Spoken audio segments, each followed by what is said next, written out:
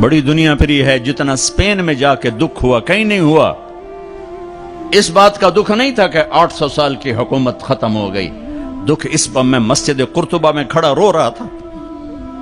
میں اس بات پہ نہیں رویا کہ مسجد گرجا بن گئی، گرجا بن چکی ہے، تھوڑی سی جگہ کور کی ہوئی ہے مسجد کی، لیکن وہاں نماز پڑھنے کی اجازت نہیں، باقی ساری مسجد گرجا بن چکی ہے، بڑے بڑے بت ہیں، بڑی بڑی تصویریں، بالکل سینٹر میں گرجا ہے۔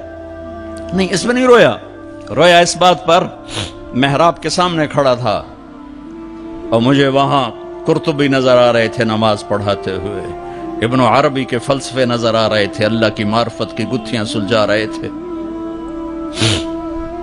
بقی ابن مخلد کا درس حدیث نظر آ رہا تھا، قرطبی کا درس تفسیر نظر آ رہا تھا،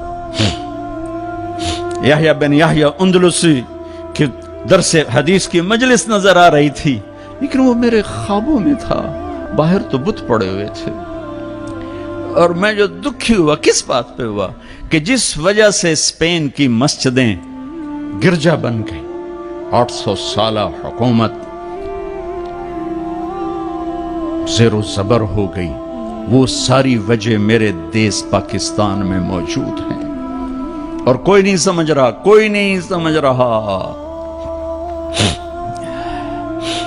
اس لیے میں نے کہا تھا مردہ یزید پہ لعنت بھیجتے ہو اور زندہ یزید کے سامنے دست بستہ ہو کے کھڑے ہو۔ اس ایک حدیث کو سینے سے لگا لو، دل کھلے کر دو سب کے لیے۔ اگر آپ کی نظر میں کافر ہوں تو مجھ سے نفرت کیوں کرتے ہو؟ میرے نبی والا کام کرو نا، سینے سے لگاؤ، کھانے کھلاؤ، سمجھاؤ۔ تبلیغ والوں نے کیا کیا ہے؟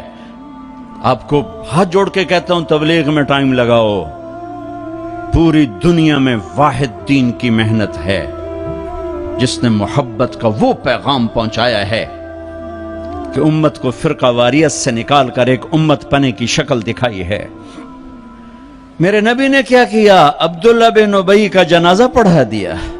میرے نبی نے کیا کیا؟ منافق مسجد میں بیٹھے ہوتے تھے اور آپ کو ایک ایک منافق کا پتہ تھا، یہ منافق، یہ منافق، یہ منافق، کبھی نہیں مجلس سے اٹھایا۔ تو ایک کام تو یہ کرو کہ اپنے دل کو نفرتوں سے پاک کرو۔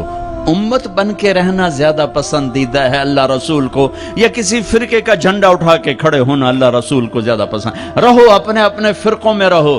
میں تمام اسلامی فرقوں کو سلام پیش کرتا ہوں، لیکن میں یہ ہاتھ جوڑتا ہوں کہ یہ جو ایک دوسرے کے دست و گریباں ہو اور ایک دوسرے پر تم نے کفر کی توپیں چلائی ہوئی ہیں، اللہ کے واسطے انہیں محبت کے بول میں تبدیل کر دو۔